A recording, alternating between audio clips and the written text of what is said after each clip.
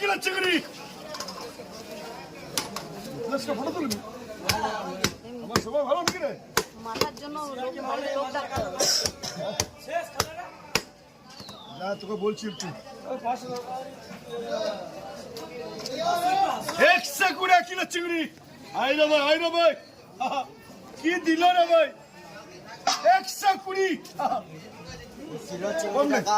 500 টাকা দিচ্ছিলাম, 500 টাকা একটু মাছ ধরে নিয়েন না গা। 1 কিলো চিংড়ি টাকা পরে নিচ্ছে 500 টাকা ওনাকে দাও। হ্যাঁ সেটা খুশি ধরেন, খাবার পরে পয়সা দিয়ে না কেন? আমি মাছ ওরকম রাখি দেবো 60 টাকা দেবো।